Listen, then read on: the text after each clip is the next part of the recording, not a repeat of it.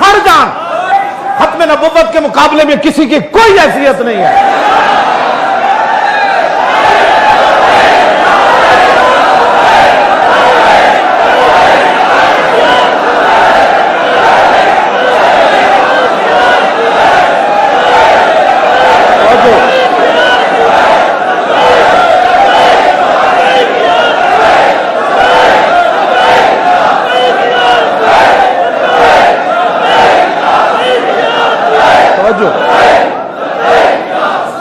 سیدنا صدیق اکبر فرماؤ بدری ہوئے یا غیر بدری ہوئے،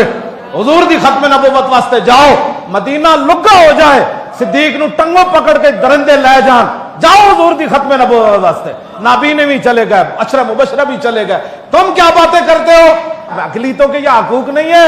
اقلیتوں کی بات کرتے ہو، اقلیتوں کا مسئلہ بالکل علیحدہ ہے، اور حضور کی ختم نبوت کا مسئلہ بالکل جدا گانا ہے۔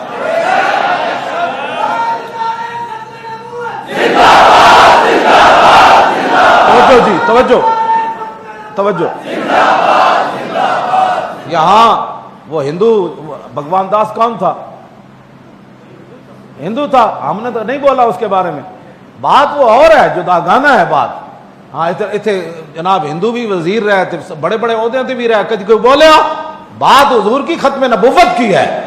اس کو سمجھو، نہیں آتا تو پھر ہمیں بلاؤ، ہم تمہیں سمجھاتے ہیں۔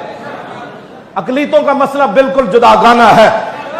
کسی مسلمان کو اقلیتوں کے بارے میں کوئی تکلیف نہیں ہے، ہاں جی کوئی تکلیف نہیں ہے، اقلیت جہاں بھی کوئی کام کر رہے ہیں وہ کرے، لیکن حضور کی ختم نبوت کا منکر، حضور آ گئے، بات ختم ہو گئی کائنات۔ کیوں جی 1200 صحابہ شہید ہو گئے جنگ حضور کی ختم نبوت کی خاطر، 1200 صحابہ شہید ہو گئے، بڑے بڑے جرنیل شہید ہو گئے، اور 11 بدری صحابہ شہید ہو گئے، اور حضرت عباس جدو واپس آئی نا حضرت ام عمارہ جنگ یمامہ وچوں تے آپ دے پوترے حضرت عباس نے پوچھا مائی جی اور سنیا جنگ یمامہ وچ بہت صحابہ زخمی ہو گئے، یہ تے شہید ہوئے نا، یہ تو بیان ہی کسی نے کیتا نا، کیوں جی مولوی بھی تقریرہ کردیا صرف حضرت حلیمہ سعدیہ دے گھر تک جاندے، اس تو کہندے ٹائم ختم ہو گیا، بات تو بڑی طویل ہے، پھر واپس بھی آتے نا حضور حضرت حلیمہ سعدیہ کے گھر سے پھر واپس بھی تشریف لائے، پھر حضور نے اعلان نبوت بھی فرمایا، پھر رسول اللہ نے 13 سال مکے میں بھی گزارے۔ میں نے کہا اس سواری کی تو بات تو کرتا ہے جس میں حلیمہ سعدیہ والی، اس سواری کی بھی بات کرنا جس سواری پر حضور بیٹھ کر بدر میں گئے، اس سواری کی بھی بات کر، کیوں جی جدع اٹھنے کی بھی بات کر، غضبہ اٹھنے کی بھی بات کر، قصوہ کی بھی بات کر، اس گھوڑے کی بھی بات کر جس گھوڑے کی گردن پر حضور نے ہاتھ پھیرا، اس گھوڑے کی بھی بات کر جو سب سے پہلے صحابی سوار ہو کر آئے تو حضور نے اس گھوڑے کی تعریف فرمائی، ان گھوڑوں کی بھی بات کرنا جو حضور خود فرماتے تھے دوڑاؤ میرے سامنے یہ گھوڑے، ان گھوڑوں کی بھی بات کرنا تو تاکہ اس لیے کہ آگے تو پھر کفر کو تکلیف ہوگی نا، اس گھوڑے دی بھی گل کرنا جس گھوڑے ہوتے رسول اللہ سوار سن تے سعد بن معاذ دا لگام پکڑے ہوئے سی بدر دی طرف گئے، اس خچر دی بھی بات کرنا غزوہ حنین دے موقع تے جدو سارے صحابہ دا رخ پیچھے ہویا تے رسول اللہ تنے تنہا سفید خچر ہوتے جا رہے سن تے حضور خود نعرہ لگا رہے سن انا النبی لا کذب انا ابن عبد المطلب، فرماؤ اوے سارے آوازن والے ہو، سارا کفر تم میری تلاش میں ہو نا، میں وہ محمد عربی ہوں، آؤ اس خچر کی بھی بات کرنا، کیوں جی اس خچر کی بھی بات کرنا حضور جس پر سوار تھے،